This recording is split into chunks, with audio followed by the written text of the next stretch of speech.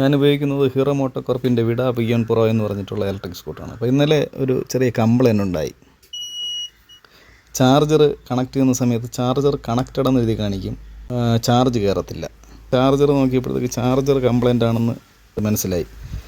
ഈ ഒരു ഭാഗത്തുള്ള റെഡ് ലൈറ്റ് മാത്രം കത്തി കിടക്കുകയായിരുന്നു, അത് ചാർജ് കയറുന്നില്ല. പക്ഷേ ഇത് ഇവിടെ കണക്ട് ചെയ്യുന്ന സമയത്ത് കണക്റ്റഡ് എന്ന് എഴുതി കാണിക്കുമായിരുന്നു. ഞാൻ ഇന്നലെ ഒരു 6:30 മണിയൊക്കെ ആയപ്പോഴത്തേക്ക് ഞാൻ അവിടെ ഷോറൂമിൽ വിളിച്ചു. അതായത് തിരുവനന്തപുരത്ത് ഈഞ്ചയ്ക്കലുള്ള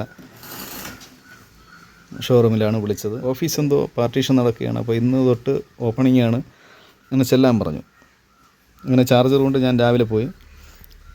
ഏകദേശം ഒരു 1/2 മണിക്കൂർ വെയിറ്റ് ചെയ്തതേ ഉള്ളൂ. അവരെനിക്ക് പുതിയ ചാർജർ തന്നു.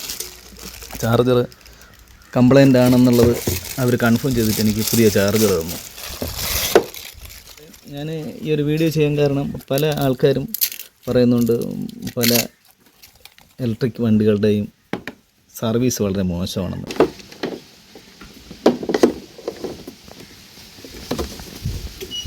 ഞാൻ ഈ വാഹനം എടുത്തത് തിരുവനന്തപുരത്തുള്ള ഈഞ്ചയ്ക്കൽ ബൈപ്പാസിനടുത്തിരിക്കുന്ന ദിയ മോട്ടോഴ്സിൽ നിന്നാണ്.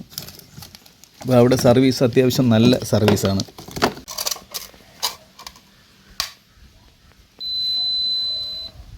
ഓക്കെ, പക്ക ആയിട്ടുണ്ട്.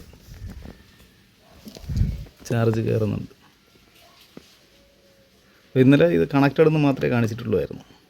ഇന്ന് ചാർജ് കയറുന്നുണ്ട്. അപ്പോൾ ചാർജർ പ്രശ്നമായിരുന്നു, മാറ്റിത്തന്നു.